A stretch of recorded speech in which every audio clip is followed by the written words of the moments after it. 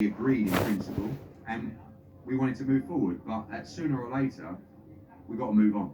And you know, I would love to look at that fight in Las Vegas. I would love to look at that fight in Wembley. It would be incredible. But there is a chance that AJ may fight in December. If we can't lock that in for January, maybe we push it to March or April and we look at alternative venues. There's other sites that want that fight. But sometimes the more traditional sites will also create a huge event. And you know, only last night we were looking at the numbers for Las Vegas, thinking, wow, Joshua against Wilder in Las Vegas. You know, maybe that would be something that will be remembered for a long time. So we'll see, but you know, we'll speak to Deontay Wilder's team tonight. They want the fight. We want the fight. There's no, you know, but it's slow, and sooner or later we're going to have to look elsewhere. No, it's not slow. You don't want. In a really, really good place again. It looks like he's loving his boxing. Do you think there's even bigger things ahead for AJ moving forward? It looks in a great place, I think. I think people talk about great place. He mentioned had a breakdown against Usyk twice. A smart fighter. And you know, if there's an easier way to win whilst also knocking people out, nice. I don't mind that, and especially when you find someone like Deontay Wilder. So I think the main thing for him is he's loving what he's doing. He's enjoying his work. You know, he's obviously based out now in Dallas with Derek James. They've had 2 fights together, and they're only going to get better. But for me, I just love to see him enjoying his boxing. He's got a smile on his face. He wants to get back in camp, and but also, he's always been about, and he wants to have those fights that will be remembered forever. And you know, I never like to put a time scale on his career, but he did the other day when he said, you know, I won't be boxing for another 3-5 years, whatever. So maybe we got one in December, and maybe we got a couple of blockbusters next year, and who knows? So it could be maybe. I mean, I don't think he's really got a timing on his career, but you know, he wants to fight Wilder, and he wants to fight Fury. Bullshit. I think if he doesn't fight them, he won't be very happy and fulfilled with everybody he fought. He has boxed absolutely everyone. Really? Klitschko, Povetkin. All the players. Best win was Povetkin. Could you imagine? Josie Parker won shit like I knew he'd beat him in New Zealand. In our own backyard. That'd be some way to bow out, wouldn't it? Of course. Listen, I'm Joshua's #1 fan. In my head, call me deluded, but he's going to knock out Deontay Wilder, and then he's going to knock out Tyson Fury. He's going to become the undisputed heavyweight world champion, and then we're going to sail off into the sunset. Like I said, call me deluded, whatever you want. I don't care what you call me. You're a salesman, Eddie. You're a good salesman. Let's make it happen. And do you think, yes or no, if I was putting on the spot right now, do you think that sometime next year, 2024, AJ can fight Wilder and Fury? I do. I really do. He bought Deontay Wilder. So, I mean, when he beat Klitschko, what he did say Deontay Wilder done commentary, right? Was, and I picked it out. And he said Deontay Wilder's next. Then you had Luis Ortiz. He signed to match him to block, and then Dillian White was a blockage. They are, but I'm just not sure at face value. I'm not sure the money's there in Saudi right now. I'm not Bullshit, sure the money's there. In Saudi. I know there was problems That's lies. With the venue as well. The money not in Saudi. Well, I'm just saying that the money. Money is there from Saudi. The Lies. money obviously in Saudi is there. I'm just not sure that the money for the fight is there. I believe Anthony Joshua fights in December, possibly against someone like Andy Ruiz Jr. Maybe that for a third time, someone like that. And I do believe that the Fury fight happens with Joshua and the Wilder fight happens with Joshua, but that won't be until next year sometime. So I think Joshua does get out in December, but I don't think it's going to be against Deontay Wilder. Simon, what do you think? Look, I mean, I don't quite understand what you've agreed, because if you haven't got the money and it's skills challenge and Saudi Arabia that have the money, I'm not entirely sure what you've agreed. Yeah, exactly. You might agree the principles of what people will accept from other people's money, but no one's offering you any money to put the fight on, so you've agreed nothing. It'll be interesting to see, because we've had this spectre of Saudi looming over boxing now for quite some time, specifically the heavyweight division, and polluting it to some extent, because fighting.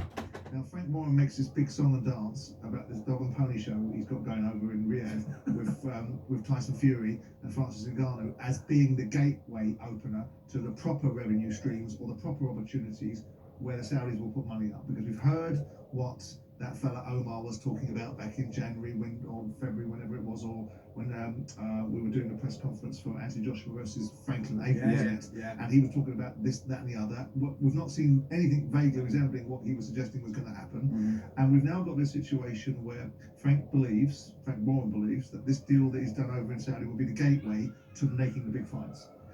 The problem is that with this Saudi money not manifesting itself, it's stopping the fights from happening.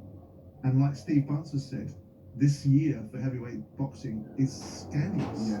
it is preposterous that we're not seeing the champions of the world out fighting with any regularity. Yeah, yeah. And specifically Tyson.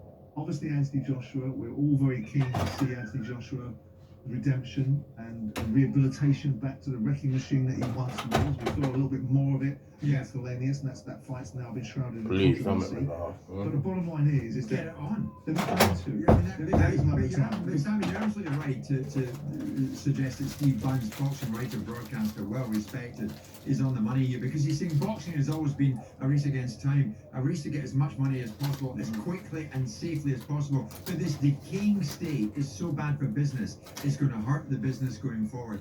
Buns is right, isn't he? He's on the money with it, absolutely. You know, I think that had the Saudi money never been there in the past, we would have seen the fights like Anthony Joshua versus Tyson Fury. Yeah, you know, yeah. we would have, Tyson Fury. You know, we would have seen that. I mean, Eddie Versus Wilder. There's no problem, was there? This falls through in December, even Anthony Joshua going over to Vegas, and that's another fight that we may have seen already had the money not been there in Saudi. You know, I think that has been a problem. You know, with making these fights, because the guys are hanging out, and rightly so, because, you know, from the business side of things, the money that the Saudis are offering, or the money that's been on the table, the money that's been on the table in the past. But where? Yeah, with Joshua boxed Andy Ruiz in 2019, he got huge money for that. Absolutely, but that's When he boxed Alexander that's Usyk. 4 years ago now. Yeah, absolutely. So we're now talking about something in our rearview mirror, and we're allowing. We're I allowing. understand why, because this is a commercial discussion, and there's only so many. There was a finite amount of time before these fighters run out of time. They're not. None of them are particularly young. They're all in their mid 30s. Joe Joyce is in his late 30s. Yeah. But you know, Deontay Wilder's what, 36 now, 37 coming up. Yeah. You've got Tyson Fury 33, 34. 35 Tyson Okay, Fury, yeah. so there's only a certain amount of time, and yet we've got this situation, and I know I make no apologies for it, but I wouldn't mind if Tyson Fury was fighting Francis Ngannou, if he just had a meaningful fight somewhere along the line in the last 2 years. I wouldn't mind it. I think that fight does come. I mean, you know, if you look at Tyson Fury's last fights in the last year, you know, you go back and you're talking about sort of Derek Chisora and Dillian White, and you go, right, you want one of the meaningful fights against one of the big guys. And I think that we do get that next. But I think from a business point of view and from a commercial point of view for Tyson Fury, and because of what's going in the landscape of the heavyweight boxing at the moment, he's taking this fight with Ngannou, and you can't deny that that's not going to be entertainment. It's going to be a huge crossover, and obviously there's loads of money, and that's what it's all about on the table. But the boxing fans' point of view, standing still, though, Spencer. Absolutely. It's standing still. But I don't think that's Fury's fault. There's no evidence to suggest at this moment Yeah. we're going to see one of these blockbuster fights. But that's not down to Fury. I don't think that's not down to Fury or down to Anthony Joshua or even down to Deontay Wilder. I think that's down to them waiting for the Saudi money to be coming, which may not be there. In fairness to Tyson Fury, you've got Alexander Usyk aligning himself with Skills Challenge because he thinks that's the game in town. Where is the game in town? Where are the Saudis?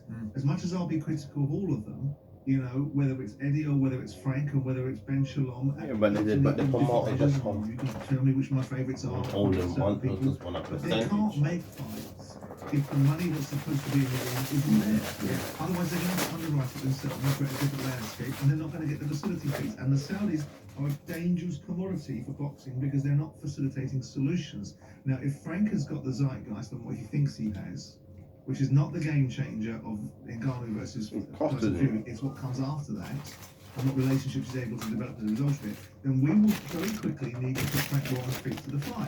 Because it's all well and good seeing this little couple of horrors over here, between Ngannou and Fury. Okay, Frank, we'll endure that one. No more of that. But Tyson's running around telling everyone he's going to fight in the octagon. Well, what happens to Skills Challenge, who were the game changers originally, and they were the ones that were coming in and going to put in all the big fights. We've not seen one fight there. No, Absolutely. no, exactly. I think the solution will be, Simon, but how do you get about a solution like this?